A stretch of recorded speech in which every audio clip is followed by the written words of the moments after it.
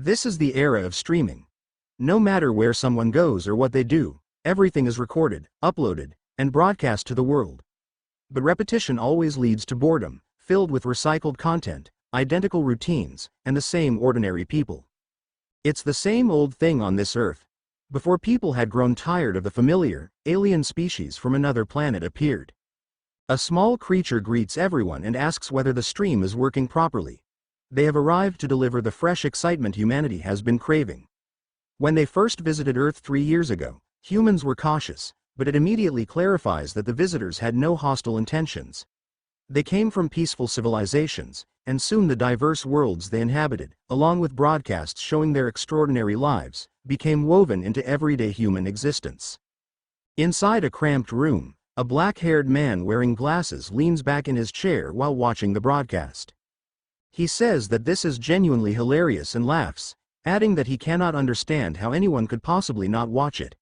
He thinks back to when he once worked in streaming himself, remembering clips full of exaggerated laughter and people asking what on earth they were watching while calling it completely insane. He reflects that after that day, he quit. Now he is stuck in his room, unemployed, with nothing he wants to do.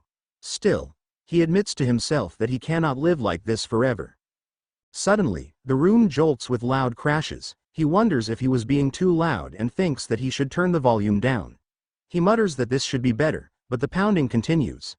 Confused and irritated, he asks what the hell is going on and shouts for whoever it is to stop.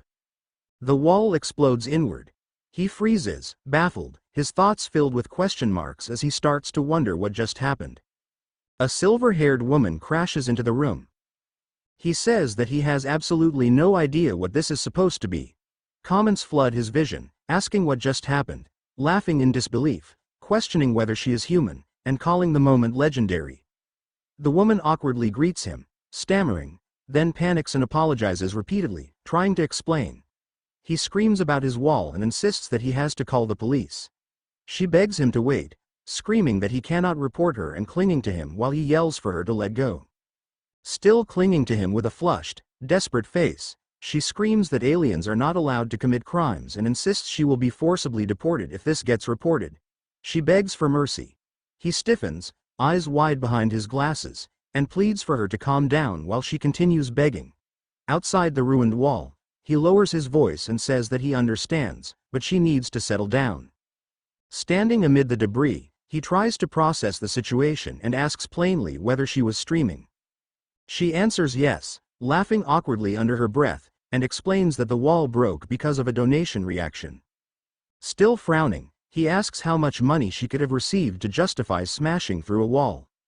She hesitates, stalls, rubs at her eye, and lets out a weak laugh before blurting out that it was 5. He asks if she meant 5 million won, clarified as roughly $3,700. She immediately panics and corrects him, insisting it was only 50,000 won, about $37. He responds with a blank, disbelieving sound and questions whether that is absurdly cheap. She straightens and insists that this is what professionals do, even as broken fragments litter the floor. He suggests contacting the landlord about the wall, but she hesitates. When he presses her, she admits that she is behind on rent as well. She explains that if the landlord finds out she broke the wall, she will be evicted immediately, and if that happens, she will have nowhere to go. He stares down at his phone while she promises to fix everything, begging him to give her some time. She bows deeply, her forehead nearly touching the floor, swearing she will work hard to earn the money and pleading for a single chance. After a thoughtful pause, he agrees, but only for 1 week. She snaps upright with tears in her eyes, thanking him over and over and promising to do her best. He reassures himself that since she is a streamer, she will probably manage to pay for the repairs soon. If not, he will deal with the landlord then. He tries to forget about it, but he cannot deny his curiosity about the broadcast that literally broke into his room, and her desperate apology lingers in his mind.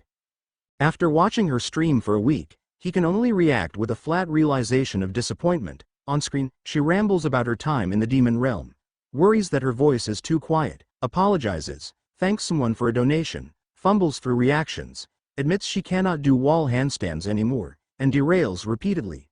He concludes that she is hopeless, then doubles down internally, deciding that this is the worst stream he has seen in years. When the week ends, he approaches her and says they need to talk. She startles in her headset and hesitantly responds. The chat explodes with speculation about whether he is a guest, a neighbor, or part of the content, and whether a fight is about to happen. He apologizes but insists on addressing the issue. She begs for more time, but he refuses, deciding it will be faster to speak to the landlord. She grabs him, insisting he already gave her time and pleading again. He points out that her stream is not doing well anyway. She protests that she is just starting and insists it will work if he gives it time. He says that more time will not fix the problem. She jerks toward him, cheeks flushed, and demands to know what he means by that. She tries to defend herself, clasping her hands and saying that she is fairly attractive and that her voice is not bad. The chat comments that she is cute, that she feels like a little sister, and reacts with amused disbelief. Watching her flounder, he can only think, with heavy disbelief, about how clueless she is. She throws her arms out and complains that she does not understand why her viewer count is not rising, insisting that she plays fun games. He argues they might only be fun for her, then she quickly claims her stories are entertaining, before he contradicts her and calls them boring. She insists she should obviously be popular. He tells her that nothing about it is obvious. She leans forward, insisting her stream is fun. He concludes that she truly has no idea what she is doing. She pouts, then points to herself and declares that it is the viewers who fail to recognize her talent. The chat reacts with disbelief and confusion. She beams and asks if they agree. His patience finally snaps. He lunges forward and yells that she is terrible at streaming and is doing nothing right. He points out that her voice is barely audible and that she does not interact with viewers at all. She recoils, stunned, barely managing a response. He continues, demanding how she expects to stream without reading chat properly, and announces that there is more. He begins barking instructions like a drill instructor, telling her to tie her hair back, tuck her chin, straighten her posture. The chat erupts, questioning who he is and reacting with fear and fascination. He orders her to sit, and she squeaks in obedience. He tells her to check chat constantly and move on immediately if a reaction falls flat. Leaning close, he says that simply talking is not broadcasting and that she needs to study other streams. He demands confirmation. Trembling, she screams that she understands. The broadcast ends and she declares that it is finally over. She slumps in her chair, thinking she nearly lost her mind. However, the reaction is explosive. She clenches her fists and loudly thanks someone for a donation. The chat compares it to military training, praises her obedience, and laughs at the volume. Donations keep pouring in. She points off-screen and yells for someone to leave as another donation appears with an insult attached. The chat urges her to go further, to be harsher. She shouts back, calling the donor a stupid jerk.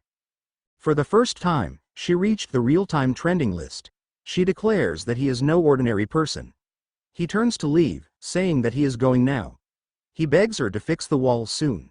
She thinks that with his help, becoming a top-tier streamer might actually be possible. She stops him, then says she has a request.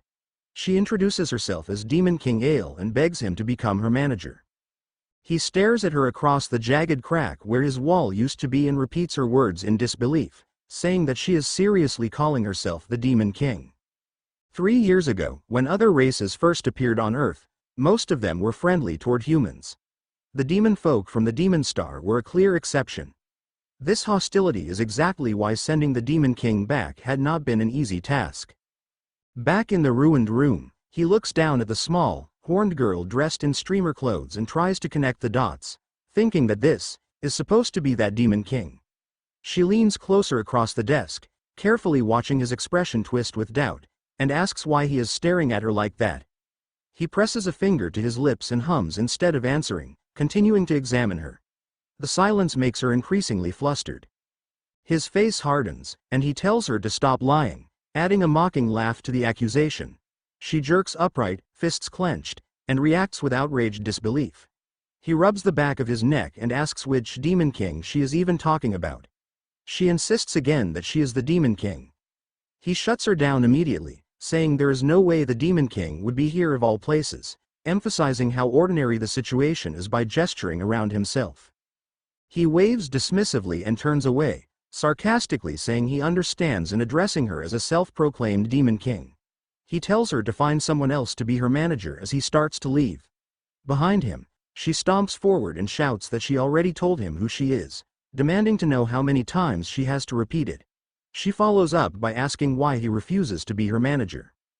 He stops, clearly irritated, and asks who would ever agree when she keeps saying things like that.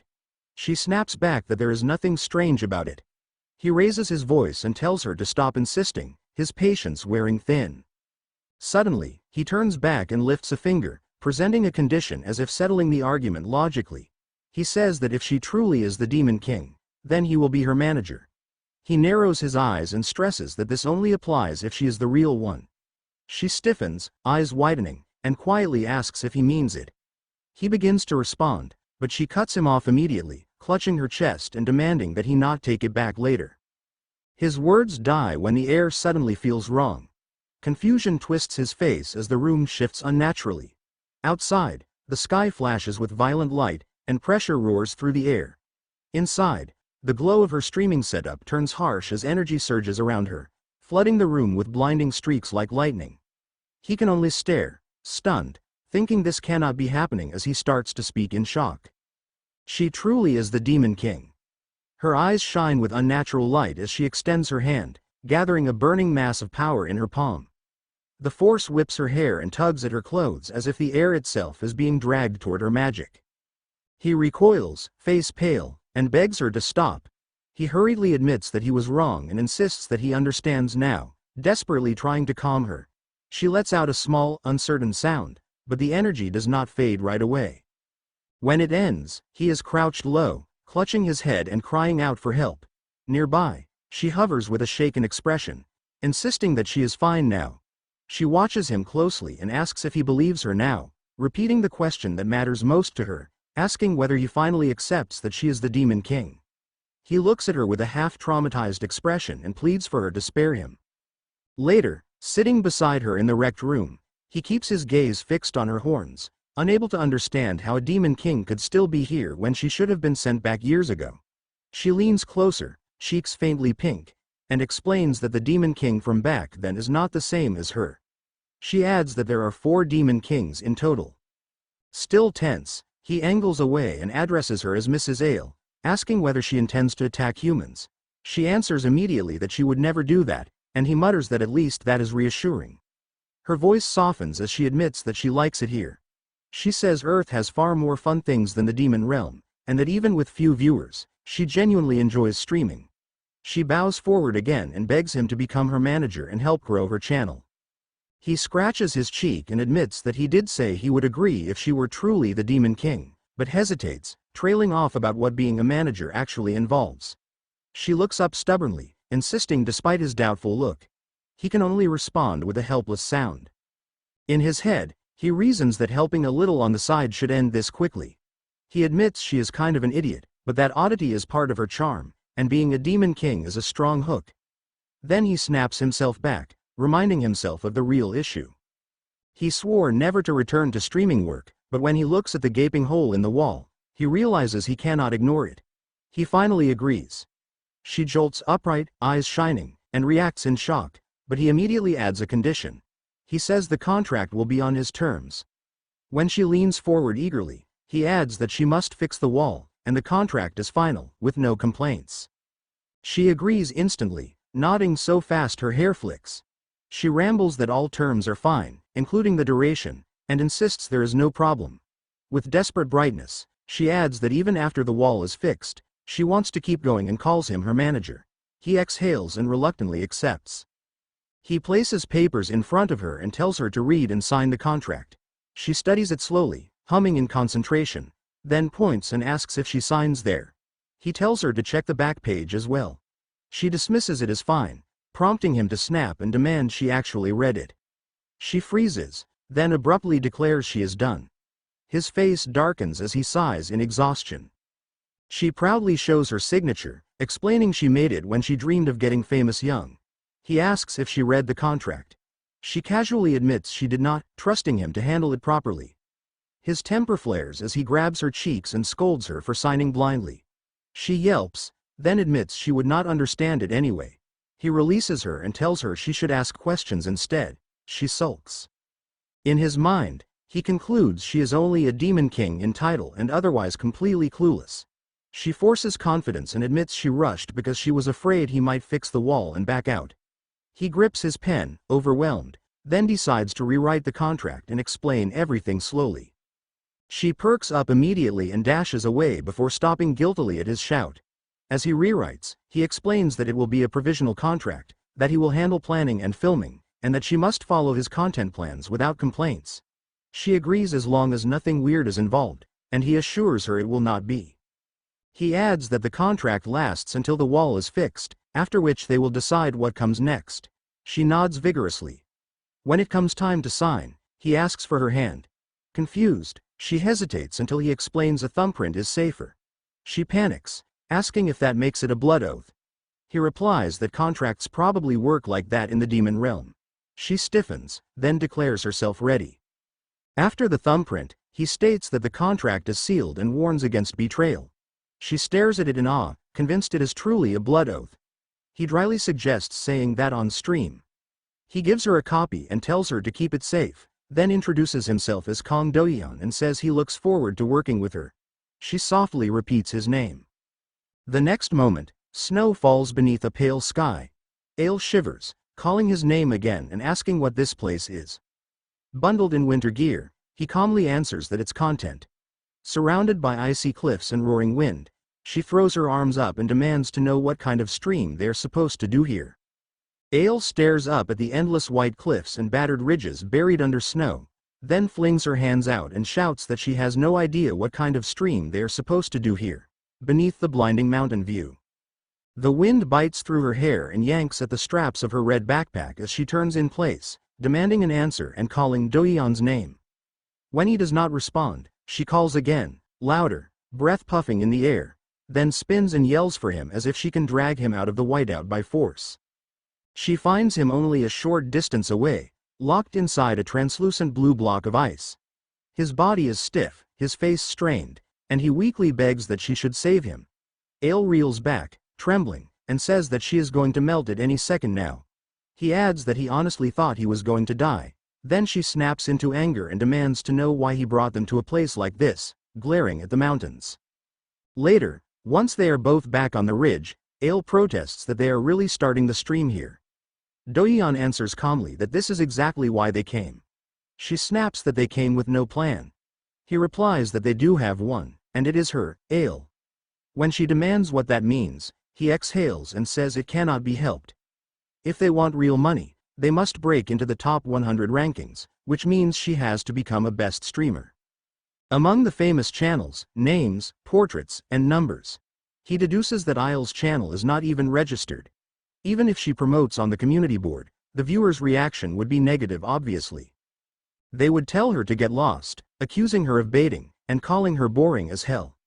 The only way to boost traffic is probably YouTube, but he makes it clear she has no real setup. In the end, the only thing they can rely on is viewer-edited clips. Basically TikTok or shorts.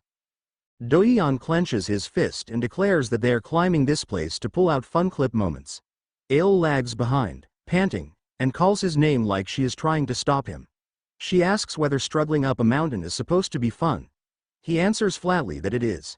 She freezes with a wordless, baffled reaction, but he tells her she will understand when they get there and keeps walking, eyes on the device in his hands.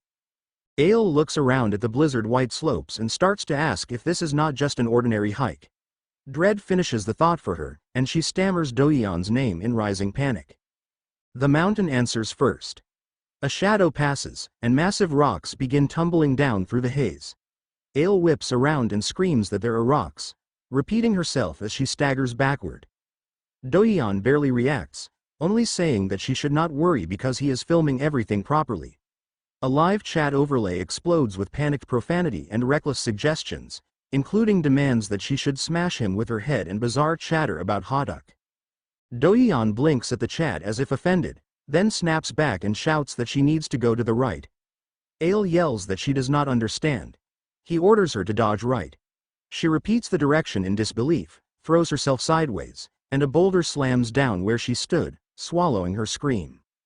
He immediately barks that she should jump high next. Ale shrieks, but her legs obey, and she vaults up as another rock crashes beneath her path.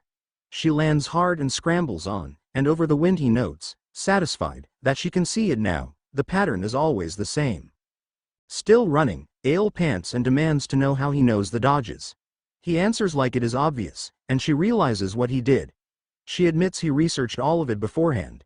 He confirms he studied everything about this place, especially the main content, the snowfield of whaling. He says that the next trap would be the same as well. She shouts, demanding what he means by more traps. He ignores her question and tells her to keep moving. He shouts for him not to change the subject, to which he tells her to just think of it as a slightly more fun hike. This is a frozen planet no one has ever cleared, where streamers quit because of the unimaginable cold and the snowfield's hazards. As they climb, disasters trigger like scripted events. As Ale flails around, he starts chanting directions like a GTA cheat code: up, down, left, up, right, as if she is playing a punishing game rather than walking. The ground turns treacherous, ice traps catch her, and she ends up wedged, unable to move. She cries for help, stammering that she cannot move at all, while chat reacts in real time with nervous laughter, shocked comments, and excitement. The stream interface keeps chiming with praise for the filming, calling the camera angle insane and the urgency thrilling. Dohyun rushes in and asks if she is okay. Ale insists she is fine and says her clothes are caught. He exhales in relief and says that thank goodness she really is the Demon King, then says he will pull her out. She thanks him, but as he hauls her free, his expression shifts and he admits that she is heavier than he expected. Ale flares with embarrassment and denial, then blurts that it is because her clothes are soaked, cheeks burning as she realizes how it sounds, and he starts apologizing in a rush. Once she is free, she forces herself back to the plan and asks if the goal is to push through the disasters, reach the summit, and get clip material. The chat answers with its usual cruelty, saying they will not make it, mocking her, and demanding why she did not show something like this earlier. Dohyun admits bluntly that he does not know what to do next either. Ale snaps, demanding what that means. He explains they have reached the farthest point anyone has ever cleared on this unexplored planet. The chat surges with excitement, flooding the feed with shocked reactions, goodbye messages, and people begging to see what comes next. He tells her he is counting on her and that anything is fine. She starts to protest that he is treating her like a tool because she is the Demon King. Dohyun asks whether she cannot just use her demon powers. Ale warns that her power is not limitless and that using it too much is dangerous, insisting her earlier display was only a quick show. Still, she says she will handle the truly dangerous moments and tells him not to worry. An avalanche suddenly roars down toward them. But Isle's purple aura bursts outward and stops the avalanche dead, freezing the disaster in place like a captured frame. The chat loses its mind. Ale immediately snaps that this is a perfect clip moment and demands to know why he is not filming. Dohyun insists that he is filming properly. If they really clear it, everything will change. In a bright, modern-looking complex with layered rooftops and terraces, a thought lingers that the upload is already done. A woman lounges back in her chair in front of a large monitor, arms stretched overhead as she keeps watching footage. She is Yahello, a clipper with 12 million subscribers. She says that she watched all of the snowfield clips and had a feeling, but she can't believe they are actually going there themselves, and she remarks that they are seriously nuts. Reclining with her phone in hand. Her phone buzzes and she mutters that it's another crazy bastard. And she answers with a casual greeting, asking what's up. The caller asks if she really doesn't know why she called. She states that their contract says that she is only supposed to upload their videos until this month, and she presses the point as if it should already be obvious. Yahello tells her to just watch the video, insisting she will understand once she does. On her screen, a clip plays showing the snowy, watching Snow Mountain peak, the scene framed like a highlight that's already being circulated. Watching, a woman, seated with an easy confidence, says that the person on screen is Kong Dohyun and notes that he hasn't changed at all. When she's asked by Yahello if she knows him, she answers that she does, in a way. Yahello points out that if they show the summit, all the attention will be stolen, and asks whether that wouldn't put them in trouble too. The response comes as a measured concession, saying that maybe it would. She adds all the streams lately are getting stale anyway, so if something fresh comes out, they might lose in the competition, quickly clarifying that she meant other streamers of course. Yahello agrees, drawing out the thought, and the question lands at the end.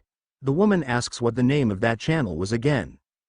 Elsewhere, a red-haired woman comments that coffee was ready and complained she did not want to work. She tried to remember what she was doing, said she thought she finished editing the video from 2 days ago, and asked herself if she should try to get some work done. Then she froze, staring at her screen, and asked what that was. She repeated that the snow mountain was cleared, and the word clear flashed across the feed. Back on the mountain, Ale cleared her throat and called out to Dohyun. She demanded if he did not have anything to say. She calmly said they cleared it safely thanks to her. Dohyun then looks straight at Ale and asks if she remembers, and he specifies that he means how they got all the way here. Ale's confident posture wavers and she answers that yes, though her voice comes out hesitant. Offering reactions that say that she cannot remember this, that they are laughing, that it is unbelievable, and that she should get out. Earlier when they were climbing, Ale's face suddenly tightens, and she abruptly says that she is sorry to Dohyun. Her eyes lose focus as she admits that she thinks her memory ends here. Dohyun freezes mid-step and answers with a small yes, then asks what she means, but Ale's body gives out in the storm. The next instant, Dohyun's eyes widen and he shouts her name as he rushes forward. Snow lashes around them, and his thoughts spiral into panic as he demands to know what is going on. He gets down beside her and realizes out loud that she used too much mana, and then he asks what they are supposed to do. Dohyun leans over her and tells her to wake up, asking if she is okay while the wind and snow hiss over his shoulders. Ale winces and answers weakly that she does not have any strength, and she adds that she cannot exactly hit this one, sounding both exhausted and strangely serious even while she lies there. The chats pop up again, mocking the urgency with "there's no ice magic," that he should just hit her, and that it is 10,001 per hit. Dohyun swallows his frustration, then decides on the only workable option. He tells her to hop on quickly, shifting his backpack and bracing himself. Ale answers that yes, and she clings to him as he hoists her onto his back. Breathing hard, Dohyun says that they have no choice and that she needs to hurry up and get on, and he adds that he thinks they are almost there. From over his shoulder, Ale looks at him with wide eyes and asks if he did not come, he was going to leave her. Dohyun snaps back that leaving her behind is not even a question and demands to know what she is saying, his voice cracking from fear and the cold. Ale tightens her grip and he tells her to make sure he captures the screen well. Ale, riding on his back, answers like a resigned cameraman and says yes sir, even as his feet slip and recover on the icy ground. They finally reach the mission endpoint, where a glowing ring hangs over a cliff edge and the air clears just enough for the word clear to sit on the scene like a stamp. Ale, regaining her pride the moment the danger passes, says that she told him, and she adds that they could not help it, could they? She then declares that anyway, they cleared it thanks to her, leaning forward as if claiming credit for the entire mountain. Dohyun, wiping snow from his glasses, answers with tired agreement and says yes, yes. Then he calls Ale's name and tells her to look at this, tilting the phone toward her. Donation messages explode across the screen in stacked banners, repeating that someone donated and that a snow mountain speedrun mission succeeded, each notice adding a neat chunk of won. The chat reacts in a blur, with comments asking how much that is, guessing a number, bragging about arithmetic being fast, and laughing. Ale stares at the total and whispers that this means there will be plenty left even after fixing the wall, her voice turning small with relief. She adds that she does not really need mana, as if trying to convince herself not to be greedy. Dohyun answers that it is not that bad, sounding like he is trying to calm both her and the situation at the same time. Dohyun checks what he found earlier and says that he looked into it and that the repair costs are not that high, but he immediately follows by saying that this amount is a bit unlikely, suspicion tugging at his tone. Ale calls him by name again, drawing his attention back before he can spiral into logistics. Ale admits that, of course, fixing the wall is important, but she confesses that she used a lot of authority and that she needs a recharge.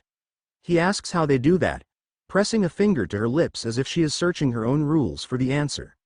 Ale starts to explain and says that that is, dragging the words out dramatically. Dohyun, watching her face for signs she is about to collapse again, repeats after her and asks what that is. Ale's eyes squeeze shut as she commits to the thought, and she blurts that that is, and then, with a sudden shift in scenery and mood, her expression flips into dazzled delight. She looks around as if she has stepped into something far beyond a normal plan and breathes that it is amazing. She nods emphatically and says totally, then raises her voice with sparkling excitement and insists that it is totally amazing, looking at the table full of sweets. Dohyun lingers in the background, still damp with fatigue and disbelief, while Ail's enthusiasm swells. He comments that she's unbelievable. Ail cries out that now she feels like she can live. She tells him that she already said she has to eat sweets to recharge. Watching her devour desserts like it's an emergency supply drop, Dohyun asks if that is really how she recharges, and Ail answers yes. She compares it by asking if sugar is a nutrient for the brain, and then says that it's similar to that. Even while insisting that it makes sense in a weird way and that she is dizzy, she declares that this is just how the demon race is. Dohyun responds with a flat acknowledgement, saying yes, and then quietly adds that since she caused such a scene, he hopes the subscribers increased a bit. The moment he checks, he jolts and yells what, and his tablet nearly slips as he stares. Ail panics and asks why he is reacting like that, wondering if she did something wrong, but Dohyun says no and insists that it doesn't make sense. He points out that even if they cleared the Wailing Snow Mountain, the number still shouldn't move like this, and he blurts that it increased to 10,000. Ail asks if that is such a huge amount, and he reminds her that their original goal was 3,000, adding that at this level it's almost bot-level views, and that it's extremely rare for anything to lead to actual subscriptions. Ail suddenly grabs his sleeve and calls Dohyun, telling him to look at this. Dohyun asks why YouTube, and Ail explains that a famous clipper posted them, realizing that this is why the subscribers increased, even as she keeps yelling in shock. Dohyun immediately tells Ail that they should make one right now. Ail asks what he means, and Dohyun says that they should make a YouTube channel. Ail repeats his name again, stunned, and says that they gave up on YouTube because they didn't have the money to hire an editor, but he insists that now is the time to row. When she asks if they are going to spend all the donation money, Dohyun admits that he spent it all on desserts, and he wonders if there is any other way. Dohyun pauses, an idea clicking in with a simple "oh," and he says that he thought of someone. Somewhere else, a red-haired woman sits in front of her laptop and lets out a tired sigh. Sook frowns at her screen and thinks that this jerk is unbelievable. Someone asks her what is wrong, calling her Sook, and she answers that she has an old friend. She explains that he went off the grid for a while, but that suddenly he has become an internet celebrity. As she keeps staring at the clip, she reads a post where someone asks if anyone caught this live, saying they were promoting a channel and got the first clear on the Snow Mountain. She notices other reactions piling in, with people asking where they can watch the replay and whether there is a full video, and someone claiming they heard the girl is a demon and that it is actually fun. Watching the buzz spread, Sook adds that it seems he has started streaming again, all without a single call to her, disappearing and reappearing whenever he pleases. Her phone rings, snapping her out of it. She blurts out in confusion and asks what is wrong, stammering as she tries to respond. The person on the call asks if that person contacted her, and Sook hurriedly confirms that he did. She apologizes and asks if they can postpone the advice session, promising that she will contact them later. On the laptop, the other person agrees and tells her not to forget to call, and Sook replies that she understands, thanking them and saying she loves them before ending it. With her jaw tight, she repeats his full name in her head, calling Kang Dohyun a jerk, and she gets up with purpose, deciding that she is going to see his face. A modern building comes into view as she arrives. She confronts him and asks how he can call her out for something like that. Her cheeks heat as she fixes her gaze on him and says his name again, Dohyun, like it is both a warning and an accusation. In the next breath, she swings her cup forward, and coffee splashes across him in a sudden spray. Dohyun recoils and clutches his head, wet and stunned, eyes squeezed tight behind his glasses.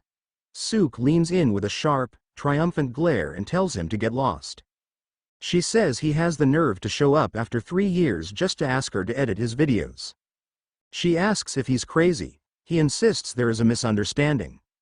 Sook demands what part is a misunderstanding. Without speaking a word to her, his own editor, he broke up with his girlfriend, closed the couple YouTube channel and completely disappeared off the grid. She rattles off that there was no contact for 3 years, then leans in and asks which part is supposed to be the misunderstanding. When he starts to answer, she presses harder and asks if he got into a car accident or something, ordering him to explain why he ghosted first. Dohyun keeps apologizing and says that he couldn't contact her because he had to do his military service too, admitting that he was frantic with various things. Suk snaps that it's another excuse, then tells him he should have said that from the start, adding that she can understand him going to the military. Even so, she points out that it's still a fact that he ghosted her, and she asks again if he wants her to edit his channel videos. Dohyun says it isn't his channel, and Suk demands what that even means. He tells her someone should be arriving soon and says that Suk must have seen her on the internet, insisting she waited a long time and must have only stopped by somewhere. Then he points forward and says that he wants Suk to take charge of Demon King Ail's channel. Ail steps in awkwardly and says that her name is Ail, adding that she heard a lot about Suk. Suk's expression turns sharp as she addresses Dohyun by name and asks if he's serious, saying she's being told to handle another person's channel. Dohyun tries to explain, but Suk argues that demons can't enter Earth and says she doesn't know why he got involved, pointing out Ail right there. She tells Ail to report herself and go back home before she reports her to the authorities. Dohyun asks her to wait and let Ail explains. Ail starts explaining and says that the Demon King who attacked Earth 3 years ago was Whis, then says that Whis is one of the 4 Demon Kings, including herself. As the images of the Demon Realm and its rulers appear, Ail explains that the Demon Realm is managed by 4 Demon Kings dividing it, and that Whis was the Demon King of the North. She adds that the other Demon Kings wanted peace, so the entry restriction was applied only to the demons of the North. She says that she is the Demon King of the South, so it's okay for her to be on Earth, but Suk answers that that's just what Ail says. Dohyun lays it out anyway and says that since Ail is a Demon King who entered Earth legally, she could legally stream and work, there are no issues, and that's why he wants Suk as the editor. Suk says she gets what he means, but argues she already has a channel she manages and asks why she has to take on Ail's channel too. Ail says that she could think of it as her and Dohyun's channel. Suk says that that is not the point. Dohyun watches the two of them and thinks that if Ail and Suk keep talking like this, Suk will absolutely never take the job. He starts selling it hard, saying that running a channel is what he does, while Ail just broadcasts what he plans, and with Suk's skills, handling 2 channels is easy. He reminds her that even before, she used to read a fan book and edit right away. She starts to hesitate but tries to argue. Before she could, Dohyun says there is only Suk, because they've already done it together before. Suk hesitates and Dohyun admits he feels most comfortable with her, then asks her to just do it this one time. Dohyun immediately tells Ail to hurry and give Suk any compliment, and Ail awkwardly agrees before praising Suk as amazing, saying she watched all the videos Suk edited and there were no boring parts, and that the effects were good without being overdone. Ail adds that she wishes Suk would become her editor too. They continue showering her with compliments until Suk gives in completely and says she just has to do it. Dohyun and Ail start celebrating and then Suk asks how much the salary will be. She states that he must know, that it's several times the old editing fee. Dohyun and Ail get awkward, not knowing how to tell her to work for free while Suk just wait for them to speak. When a sudden buzzing interrupts, and he wonders who would call at this time, he get up to answer and tells Ail to explain, and he quickly apologizes to Suk before leaving. Ail then tries to smooth it over, starting by calling her Great Supreme Suk, but Suk understood immediately, chirping that it's obvious, calling it the usual, work together now, money later, pattern. Suk grumbles that his pattern never changes. Ail, trying to lighten the mood, brings out desserts and holds them out with both hands. Jung Suk receives them with a wary look while Ail excitedly says that she even brought over leftovers from broadcast portions too. Jung Suk sighs, resigning herself for the moment, and says that she understands for now, then starts to say that, regarding the details, they will have to. Suk looks at Kang Dohyun outside and says that if it is about that, then she has to take it up with him. Jung Suk watches him, and her eyes sharpen as she thinks that Kang Dohyun has not changed at all. Her gaze shifts to Ail, and she thinks about how even this kid named Ail has suddenly appeared, and how women just do not stop coming. Oblivious to the tension, Ail sits down and happily digs into the dessert. She looks up with shining eyes and asks Suk if she has tried this before, then blurts out that it is really delicious. Jung Suk leans her cheek into her palm, studying Ail closely, then calls her, Ms. Ail, and says that there is something she is curious about. Jung Suk asks what Ail's relationship with Dohyun is, watching for a reaction. Ail jolts as if struck by lightning, stammering as she asks what relationship she could possibly mean. Jung Suk calmly suggests that it might be a dating relationship. Ail panics instantly, flailing in denial and blurting out that it is not like that, her face turning red as she practically squeaks. She hurriedly explains that they just lived next door and met by chance, trying to wave away the suspicion with frantic hands. Then, still flustered, she blurts out the real reason with awkward pride, saying that she asked him to be her manager, as if that should settle everything. Jung Suk lets out a quiet, amused sound, her eyes narrowing with interest, and says that she sees. She starts to continue, saying that then Dohyun is. Dohyun suddenly shouts Ail's name at the top of his lungs. Jung Suk whips her head around, startled, while Ail freezes mid-bite. Dohyun looks shaken and declares that it is big trouble. Ail, startled by his urgency, asks what happened, while Jung Suk mutters that he surprised her, still leaning over the back of the couch with wary eyes. Dohyun, face drawn, says that it is the wall. Ail repeats the word in confusion, and Jung Suk echoes it too, both of them staring like they cannot connect it to anything yet. Dohyun clarifies, voice tight, saying that the house wall collapsed, and the scene shifts to the outside of the building. Jung Suk calls Dohyun's name, and Ail asks what they are supposed to do now, her posture shrinking as the reality hits. Dohyun admits that he does not know either, looking exhausted. Suk, still confused and stressed, asks if, coincidence, broke this wall. Dohyun's eyes harden as paperwork flashes into view, including an invoice and a deportation notice with Ail's photo. He thinks through it out loud, saying that because of her, he cannot get the deposit back, and then adds that they cannot let Ail be deported. With his decision made, Dohyun declares that they will do it without the deposit. He states that there is nowhere to go right now. Jung Suk calls out to Dohyun, addressing him as Kong-do, and he immediately apologizes to her, sounding genuinely strained. He asks her to give him some time to think. Jung Suk snaps back that there is no use thinking, then reminds him that he said he has nowhere to go, and finishes with a cold certainty that they have no choice. Jung Suk leans in, cheeks faintly warm, eyes glinting with resolve, and asks if they want to live together at her house, presenting it like the only workable answer. Dohyun blurts out a stunned, "What?" unable to process it, while Ail's entire body jolts and she screams in shocked disbelief, reacting as if her brain has short-circuited. Sunlight washes over the modern house with its wide windows and rooftop panels, and the scene shifts down to the entrance where moving continues. Dohyun arrives at Jung Suk's place with another box and says that she really startled him, calling her Jung Suk like he still cannot believe it. Jung Suk replies calmly that it is surprising, then explains that it is only staying there until the house repairs are finished. Ail, cheeks red while lifting boxes, blurts out that it is not that, insisting Jung Suk phrased it strangely. She forces the words out and says that they should live together, then recoils and cries that it is too shameless. Jung Suk shoots back that Ail is the shameless one and tells her to stop making useless noise.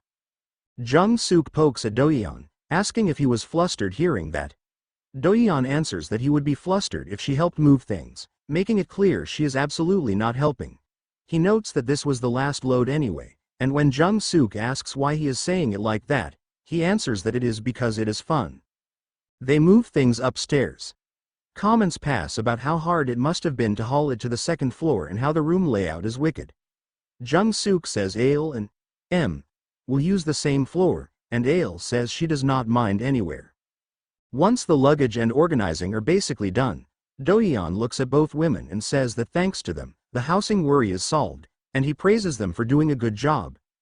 Ail grabs Jung Suk's hands and thanks her over and over, saying everything was pitch black before, and Jung Suk laughs it off and tells her not to mention it. Dohyun quietly thinks about how the wall ended up fully collapsing when they only tried to fix it, to which Ail apologizes. Jung Suk reports that the landlord will accept them back once the wall is fixed and will not report it, concluding everything worked out. She opens the fridge, pulls out drinks, and with a sly smile suggests they have a drink together as a moving-in party.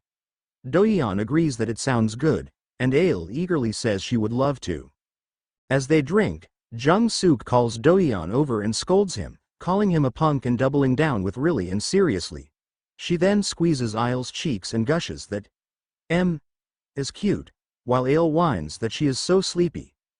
Dohyun confirms that she is, strictly speaking, and Ail awkwardly stammers an excuse me. Ail says she should head in, and Jung-suk asks if it is already time. Ail requests that if they stay up longer, they should call her when they clean up, saying she will sleep comfortably. Jung-suk says Kong-do will clean up, agrees that she understands, and answers with an easy sure as Ail leaves them to it. Jung-suk sits with a drink in hand, her face already warm, when Dohyun turns slightly toward her and calls her Suk-ah.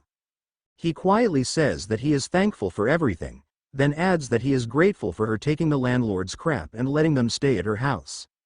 He hesitates, looking awkwardly serious, and says that he does not even know how to express his gratitude properly. Jung-suk stiffens at the sudden sincerity and snaps back that he is suddenly saying cringy stuff, then complains that she is getting goosebumps. Dohyun, still earnest, asks if it is like that even when he says it, and he admits it is a bit bothersome but continues anyway. Jung-suk shifts closer as the conversation drifts, her eyes softening. She says that it is better to keep him right in front of her eyes, and she adds that she will not let him disappear without a word like before, her tone carrying leftover irritation from before. Dohyun rubs his face under his glasses and says that he already said he was sorry about that. Jung-suk leans in and calls him by name again, then asks if he still remembers when they were young. Dohyun answers immediately that of course he remembers, as if it would be impossible to forget. Jung-suk's expression twists with embarrassment as a childhood memory rises, and he blurts out that her nickname used to be water purifier. She protests in the same breath, flustered. He adds that it was because she cried so much. She immediately yells for him not to talk about that. She points out that he was the one who talked to her first back then, and if it were not for him, she does not think she would have had any friends. Dohyun agrees, remembering how they played together at his house every day, how it felt like they practically lived there, and she admits that it was really fun being with him. She then looks away, cheeks still pink, and says that now they have both grown up so much. Dohyun starts to agree, then falters mid-sentence and calls her Suk-ah again, saying that she is too close. Jung-suk blinks and answers with a confused sound, but her body remains pressed against him, her shoulder and chest nearly pinned to his arm. Dohyun, stiff and flustered, asks if she is too tipsy and suggests that she go inside. Jung-suk immediately denies it, insisting she is not tipsy at all, yet her hand slides along his forearm and she leans even closer as if pulled by the mood. She suddenly blurts for him to wait, right as their faces draw dangerously near. Ail appears behind them, rubbing her eyes sleepily, and asks Miss Jung-suk where the bathroom is. The near miss shatters. Jung-suk jerks back with a strangled scream and hurriedly tells her it is over there, to use the one next to the room. Ail thanks her and shuffles off, and silence drops heavy as Dohyun and Jung-suk sit turned away from each other, both flushed and breathing out a strained sigh. Dohyun finally says that he is going to get some fresh air. Jung-suk stammers that, yes, sure, then clutches her head and berates herself, thinking that she was crazy and wondering what she did because of the drink. The words, water purifier, flash again in her mind, and the memory sharpens into a classroom scene where someone laughs and calls it hilarious while another voice says that she looks pitiful and tells them not to be like that. Young Jung-suk lifts her head from her desk, stunned, watching Dohyun's back as he stood protectively over her. Her gaze lingers, wide and bright, as if that moment never truly left her. Jung-suk sits alone at the dining table, shoulders slightly hunched, staring at the scattered blue cans and muttering that it is really so tactless. She hooks a finger under a tab and cracks another can open with a sharp hiss, then raises it to her lips and drinks with narrowed, glowing eyes that look caught between irritation and embarrassment. With the taste still on her tongue, she tilts her head down and wonders if she did that because she was drunk, her cheeks staying hot as the thought lingers. Ail steps back into the room, fidgeting with her hands and leaning forward anxiously. She hesitantly addresses her as Miss Jung-suk, then asks if she is okay, her blue eyes scanning Jung-suk's face for any sign of trouble. After a beat, Ail adds that she does not see Mr. Dohyun and asks where he went. She says that she has something to talk about. Sewell points out calmly that if Ail goes outside, he will be there. Ail pauses, still uncertain, and Jung-suk explains in the same even tone that he just went out to get some air. Jung-suk then tells Ale to tell Dohyun to come back in soon, as if trying to regain control of the situation by giving an instruction. Ale straightens and answers with sudden energy that yes, she will go and get him, then rushes toward the door. Jung-suk dismisses it with a small okay, watching her go. Night air and porch light swallow Ale as she steps outside. She calls out for Mr. Dohyun, then orders him to come inside now, her voice bouncing off the dark yard and the gate. Ale's face shifts from determined to panicked in an instant, and she whirls back toward the house as if she has just realized something awful. She screams for Miss Jung-suk, dragging her name out in a long, desperate cry, then declares that it is a big disaster, her whole body trembling as she bolts inside. Jung-suk springs up, eyes wide, and demands to know what is the matter. She wonders if Dohyun wants to cancel the contract or something, but Ale immediately shakes her head and shrieks that no, it is not that, correcting herself as her panic spikes higher. She grabs at her own sleeves, gasping, and chokes out that Mr. Dohyun is, before she finally forces the words free. Jung-suk goes still, pupils tightening, as Ale announces that Dohyun was kidnapped. Jung-suk explodes, snapping that it is nonsense, then demands if Ale saw him get kidnapped with her own eyes. Ale insists that yes, she did, saying it happened right before her eyes, into a van. Jung-suk lashes out in disbelief, asking what Ale was doing while he was being kidnapped when she's a powerful demon king, her frustration sharpening into a harsh, shaking edge. Ale recoils and protests that her stamina is the same as a human's right now, then blurts that because she drank alcohol, she cannot use her powers either. Jung-suk forces herself to focus and demands to know about the license plate, asking if there was anything written on it. Ale jolts, eyes widening, and starts to say that it is, then freezes with a sharp gasp. A memory hits. She suddenly cries that she remembered, and Jung-suk whips her head forward and demands what it is, then shouts for her to say what was written on it. Under a wide sky with circling birds, Jung-suk storms ahead while Ale hurries after her, begging Miss Jung-suk to slow down. Jung-suk snaps back that she should hurry up, calling her Emil as they run. At the destination, Ale calls out again, asking if Jung-suk is sure Dohyun is here, and Jung-suk answers that it has to be here. She presses Ale, reminding her that Emil said she saw it on the car that kidnapped Dohyun, the words welcoming them to Dragon Palace. Ale confirms, voice tight with certainty, and Jung-suk repeats the key detail as they stare up at the looming traditional building, stating that it said Dragon Palace. Back in time, before the incident, Dohyun sits by himself on a bench beneath dim streetlights, rubbing his face as he mutters that Suk-ah keeps doing bizarre things lately. He complains to himself that he does not even know where he is supposed to sleep tonight. He thinks that if she has such terrible drinking habits, she should at least know how to drink in moderation. His shoulders remain slumped as he exhales slowly, repeating in his head that he needs to keep his distance and not let himself get dragged into any more drunken chaos. In his memory, a sudden warm weight presses against him. His body stiffens as he recalls Jung-suk leaning far too close, her flushed face and lips hovering right near his. His fingers twitch as though the sensation still lingers, and he stares straight ahead, frozen. He thinks maybe he imagined it, then immediately questions whether she could really act like that toward him. He shakes his head firmly, insisting there is no way. He forces out a hollow laugh and wonders why she would even like him in the first place, when they have known each other for so many years, all the way back to high school. A voice calls his name from behind, pulling him out of his thoughts. When he turns, he sees a blue-haired maid with long, pointed ears stepping into view. She bows politely. He asks who she is, and she greets him by name, explaining that she came looking for him because she has a favor to request. With her cheeks faintly flushed, she states that she wants him to marry her. He recoils instantly, blurting that marriage makes no sense at all, and demands to know how she even knows his name. She answers calmly that since he said yes, that means he agreed. He erupts, shouting that he never agreed and that what he said was clearly a question. As shadowy figures rise behind him, panic spreads across his face, and he begs for mercy while the moon hangs cold and distant overhead.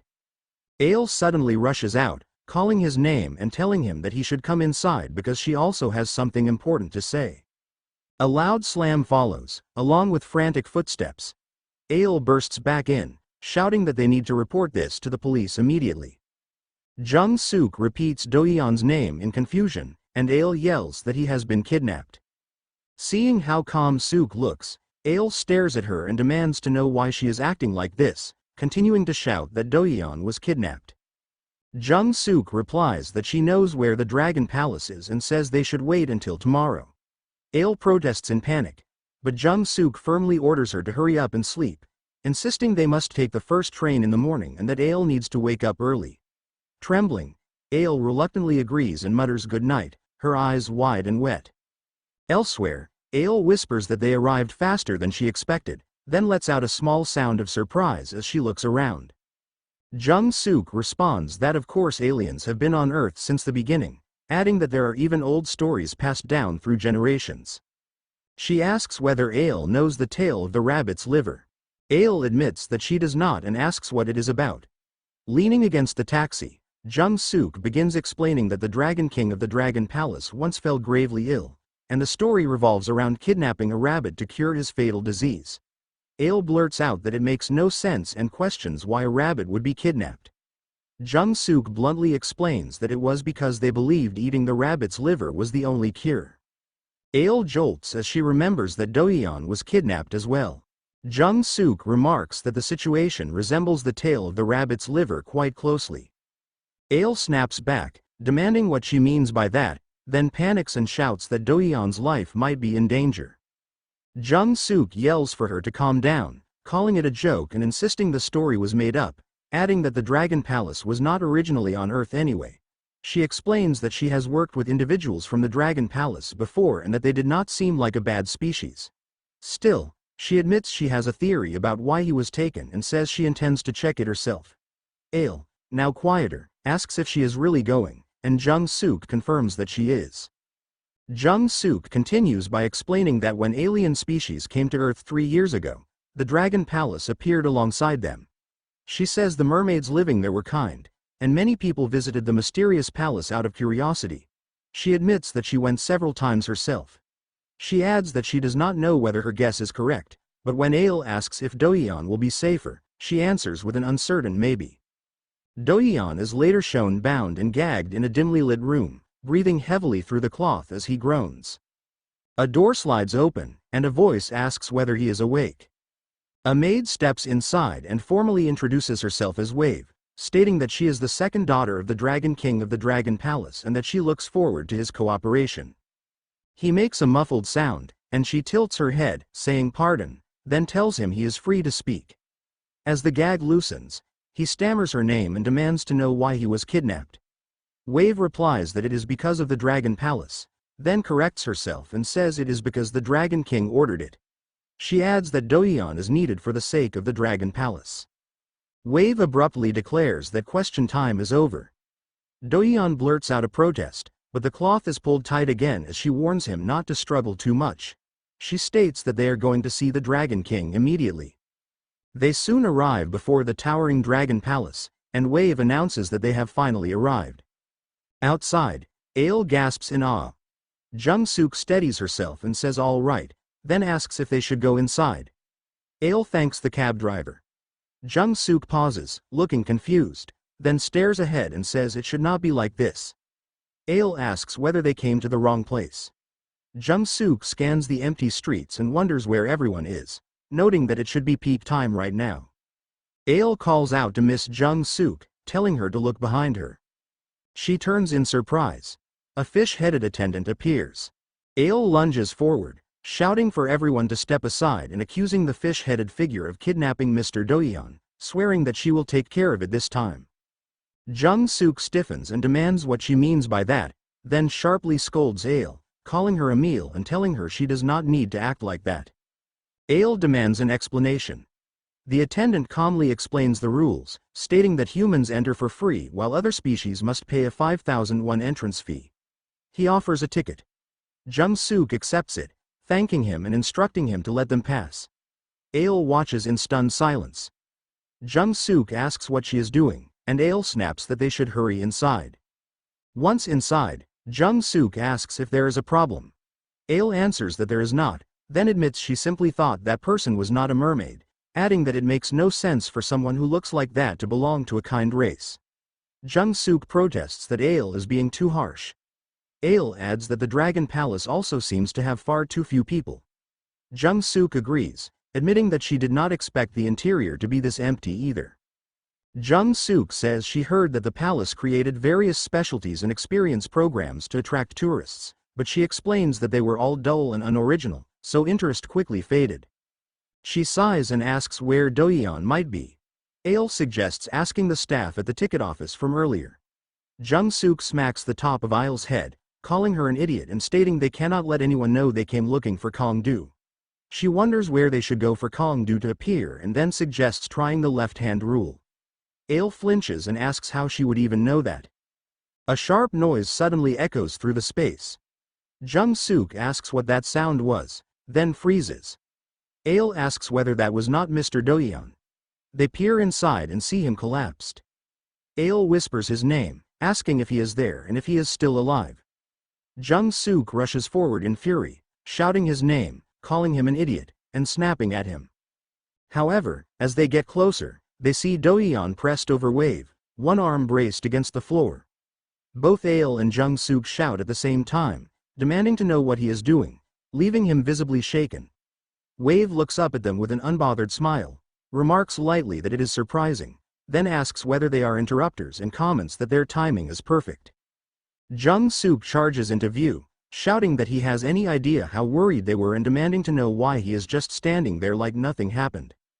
Ale, her face flushed and her body trembling, yells at Dohyun that he was doing something like that with someone he is not even married to.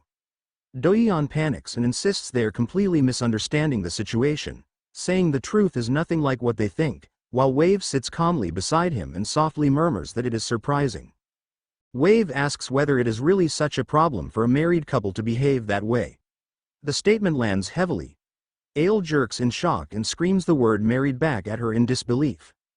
Wave calmly confirms that yes, they are married, adding that they even greeted the Dragon King properly.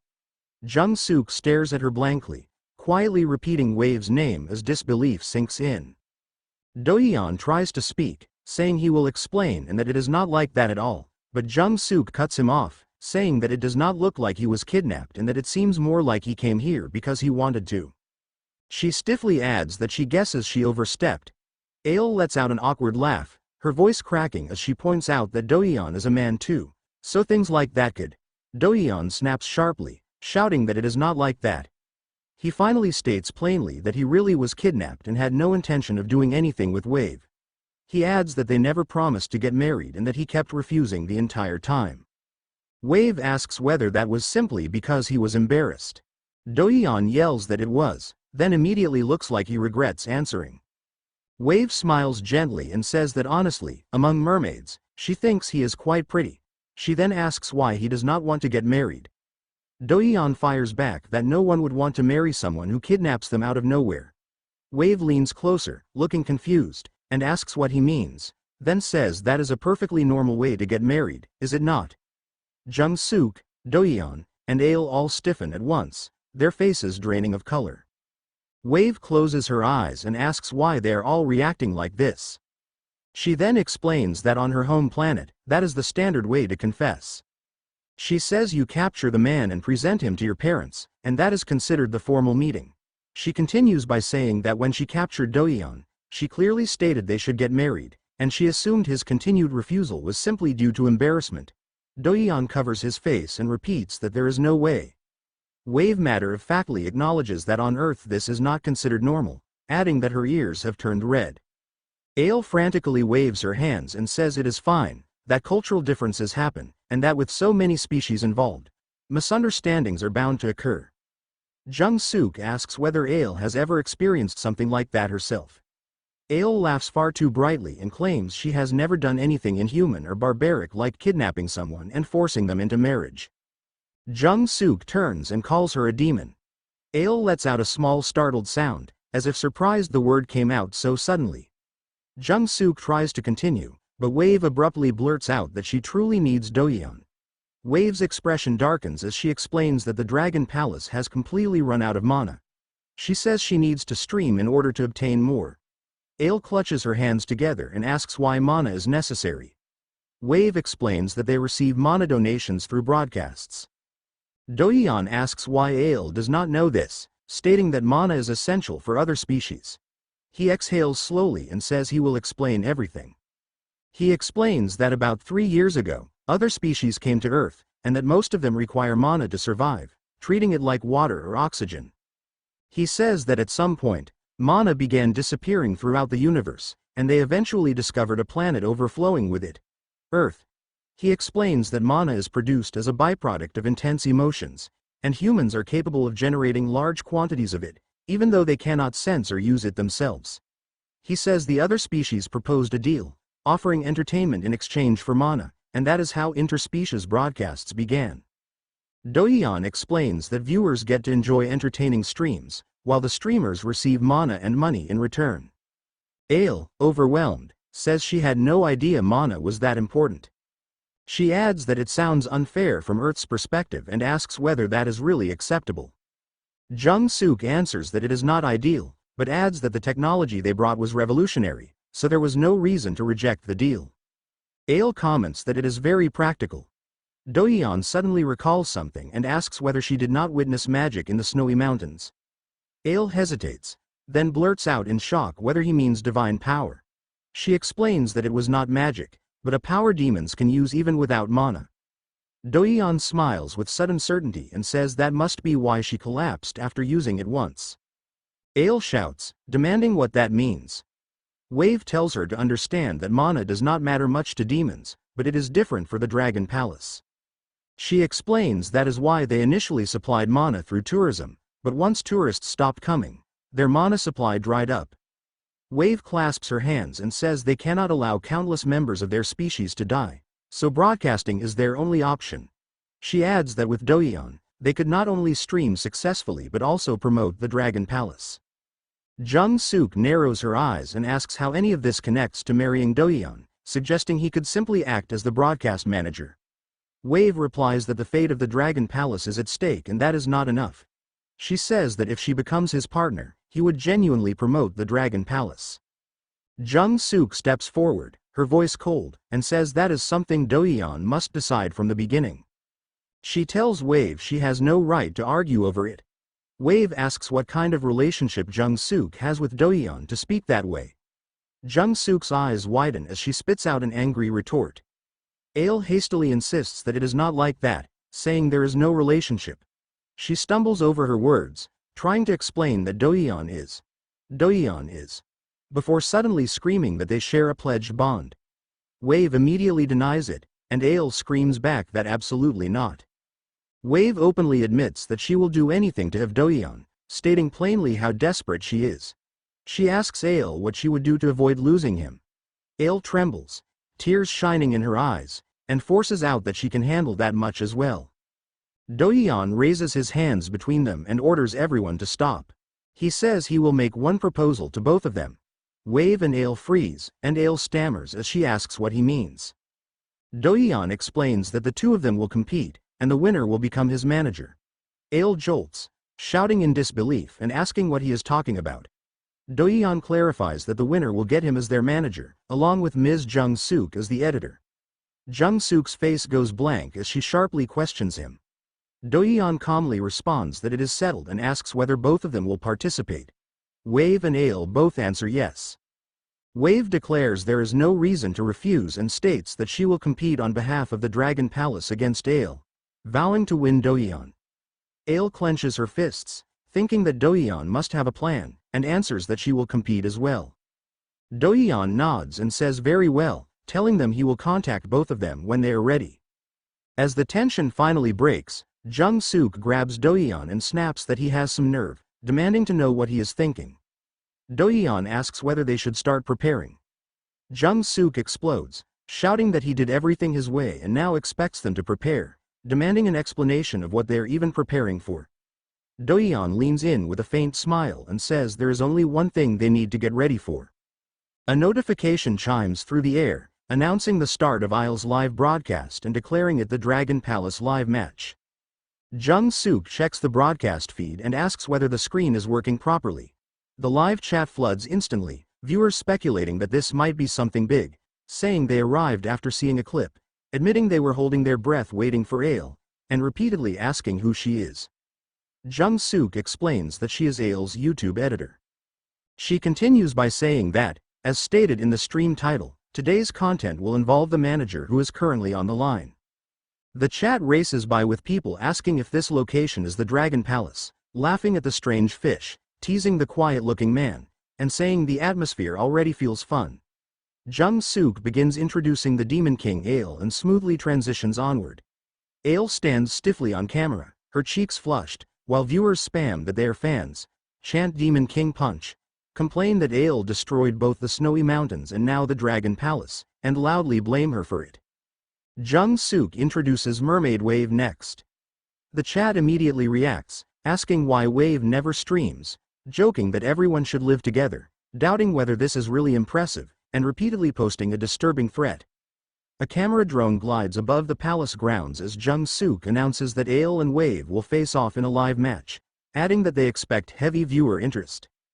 Earlier, Dohyun concludes by stating that the match between Wave and Ale will be broadcast live. He member emphasizes that this is an official broadcast, repeating that it will be a live match. Wave echoes the words in disbelief. Dohyun asks Wave if she has a channel.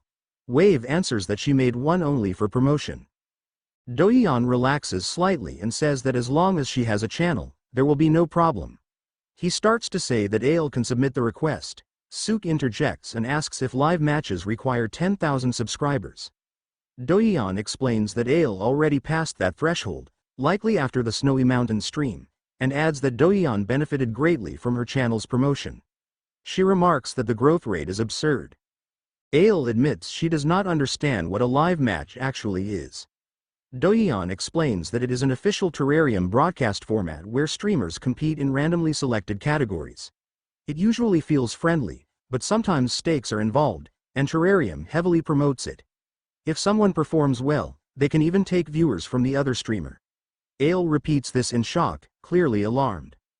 She clenches her fists and says that no matter how bad she feels for Wave, she cannot give up her viewers.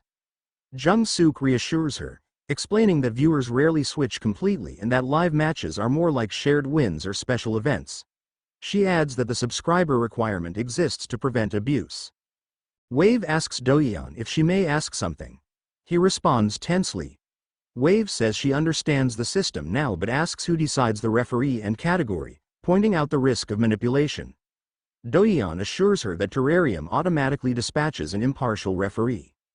A drone hums overhead, and he notes that they should be arriving soon. Later, the drone turns to the audience and asks if they are ready, confidently saying that it is. He announces the start of the live match and declares itself today's commentator. A professional caster from Terrarium is also present. It descends noisily. It calls itself Yopi. Yopi announces that it will ensure fair commentary. The chat immediately complains about the noise, demands a camera change, and reacts with fascination at seeing a robot for the first time. Yopi explains that the match category will be chosen randomly based on viewer votes. A glitching wheel spins across the screen as the chat chants, panics, and speculates. The wheel finally stops on tag, prompting a quiet, satisfied reaction from Wave. Yopi announces that the entire Dragon Palace will be the game area and that the match will last 2 hours. Ale will start as the tagger, and Wave as the runner. Roles may switch, and whoever is the tagger at the end loses. The tagger cannot move for 1 minute at the start, even after role changes. With that, Yopi declares the match has begun. Ale steels herself, unsure why Dohyun suggested this match, reminding herself that her opponent is a mermaid. As the timer starts, she notices that Wave is not moving at all and wonders if she is holding back. Ale calls out that Wave is supposed to run first. Wave calmly replies that she knows. When asked why, Wave explains that she wants to win fairly and says that the Dragon Palace gives her an overwhelming advantage. She steps closer, looming over Ale, and declares that she will take the tagger role first. She tells Ale to start moving 5 minutes later, claiming it will make defeat easier to accept. She offers her hand and suggests that Ale take the advantage. Ale tightens her grip on the red baton and snaps at Wave to be quiet. Wave asks for clarification. Ale glares and warns that she will regret it, calling her name with sharp anger. Elsewhere, Sook demands that Dohyun explain himself, asking what he plans to do if Ail loses and pointing out that nothing is guaranteed. Dohyun replies calmly that it does not matter. Sook presses him, and he repeats that Ail losing does not matter. Commentators shout that Ail is fleeing at full speed, marveling that she truly lives up to the Demon King name and questioning how long she can keep it up. Ail runs until her face twists with strain, silently cursing Dohyun for how exhausting this is and wondering when Wave started moving. Wave remains relaxed, yawning as the baton rests nearby, and casually asks if she should start now. Observers doubt whether Ail can handle Wave, noting that agility is not her strength. Dohyun suddenly sharpens his gaze as something comes into view.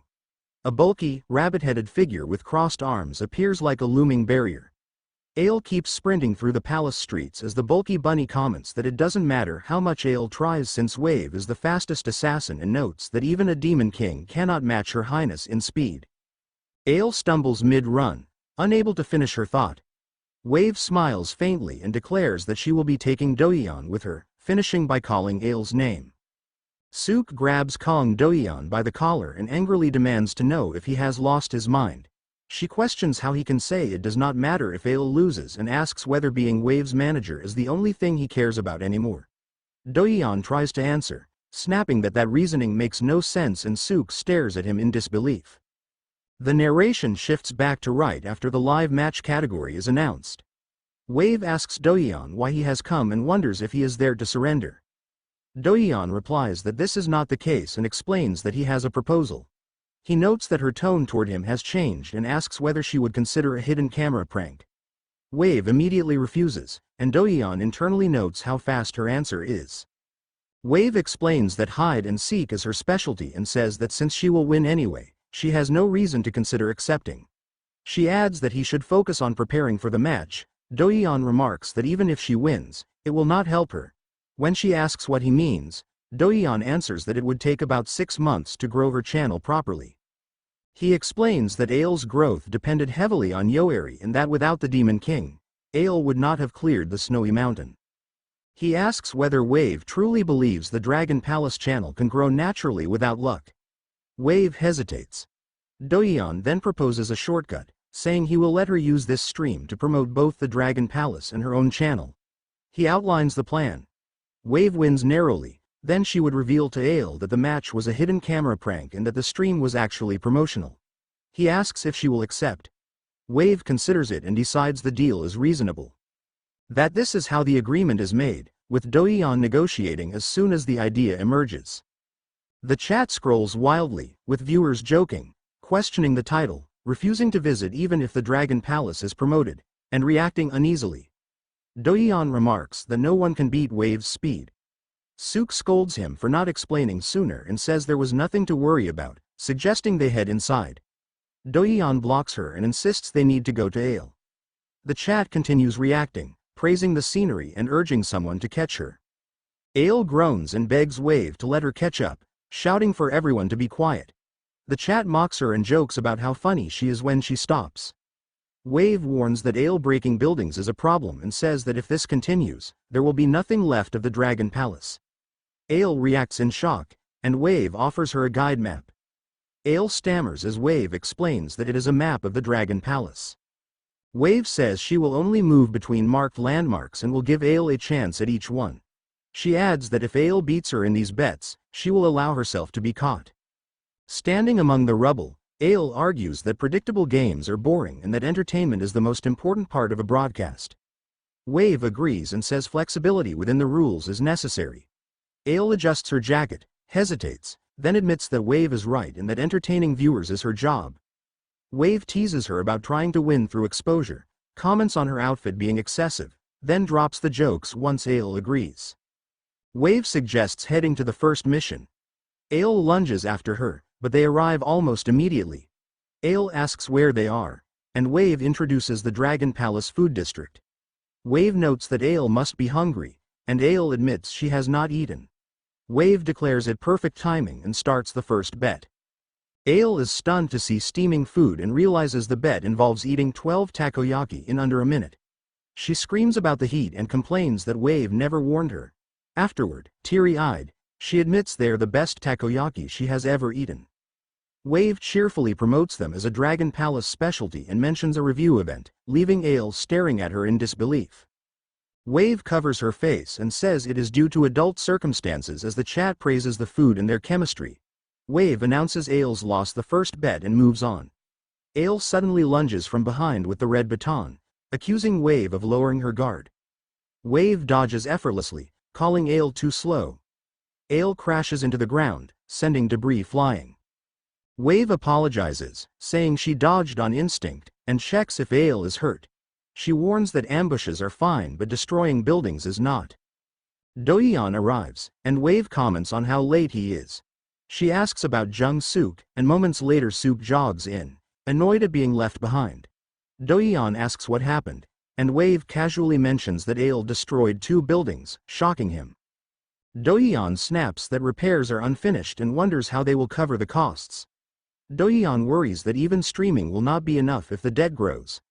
Ale says she understands now, and Dohyun relaxes, but Ale suddenly declares that it means she should beat Wave even if she destroys everything, insisting they will take responsibility together.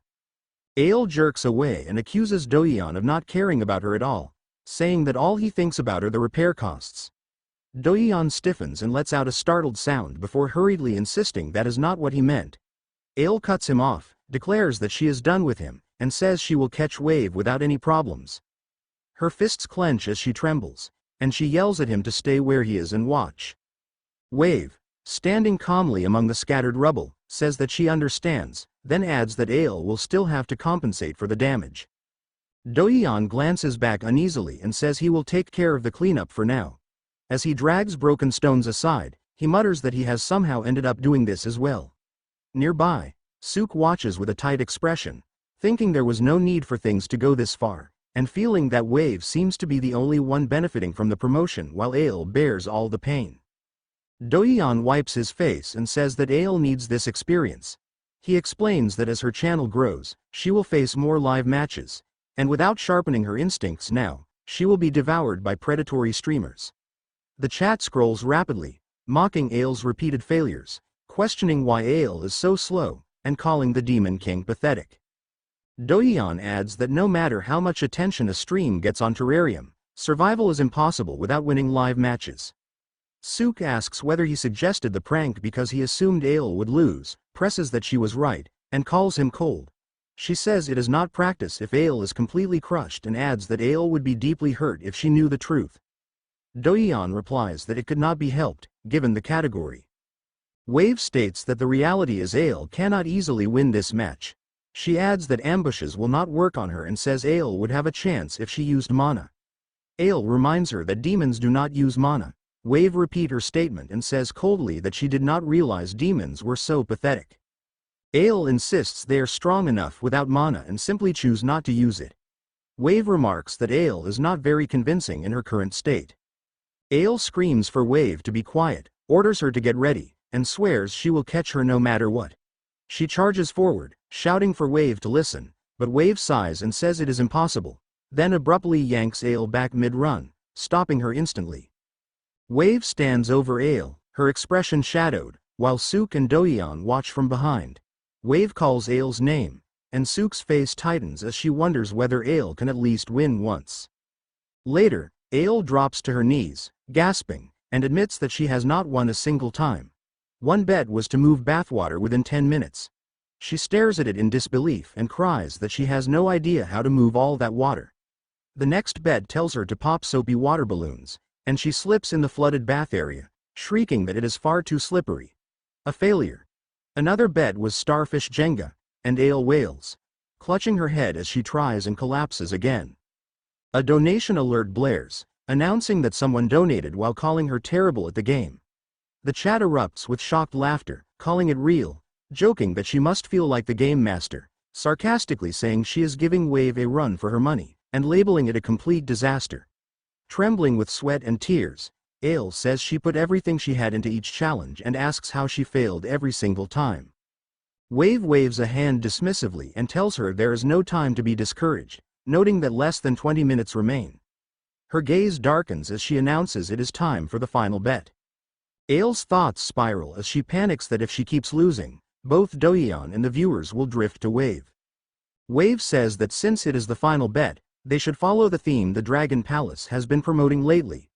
Ail swallows and says that the Dragon Palace's main focus will decide the outcome.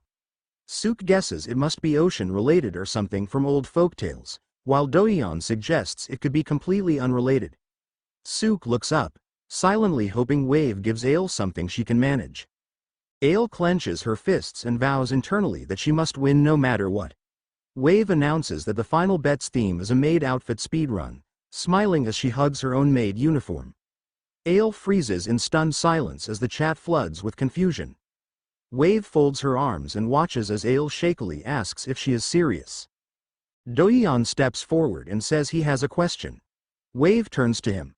Dohyun throws up his hands and argues that maid outfits have nothing to do with the Dragon Palace, admitting he has always wondered why Wave wears one and asking if the concept is forced. Wave calmly asks whether he even knows her race. Dohyun answers that she is a mermaid, and Wave nods, making him admit that it suddenly makes sense. Ail shouts for them to wait and demands to know how that makes any sense, yelling that forcing her into embarrassing clothes is what is truly ridiculous. Wave points to a curtained area and says the dressing room is ready, telling Ail she can change there. She adds that the time limit is 5 minutes. Ail panics, saying she never agreed yet, and begs Dohyun to say something. Suk snaps a photo and tells Ail good luck. Ail screams that this is not what she meant. Suk laughs, saying the photos are important for giving feedback later, while Ail accuses her of doing it for herself. Suk declares it is time to begin and says she is looking forward to maid Ail. Dohyun urges Ail on. Ail's face burns red as she mutters seriously to herself, staring down at the outfit and asking how she is supposed to wear something so humiliating. She steels herself, thinking that if she wants to protect Dohyun, she has to win. But as she tries to squeeze into the outfit, she freezes and whispers in confusion. She strains and asks why it will not fit. Wave checks the time and says it is almost up, telling Ail to hurry. Ail trembles, realizing the deadline is near and wondering what she should do. Outside the curtain, Dohyun crosses his arms and remarks that it is taking longer than expected. Wave glances at her phone and says Ail should be out any second. Suddenly, Ail screams Suk's name. Dohyun spots her and says she is there, then explains that Suk went to the restroom. Ail panics and begs him to come over, while Dohyun asks what she is talking about and Ail only cries for him to hurry. Dohyun parts the curtain and asks what is going on. She tells him to open his eyes. He freezes in shock. Ail, flushed and teary, says the outfit is so tight she cannot move and pleads for him to help her.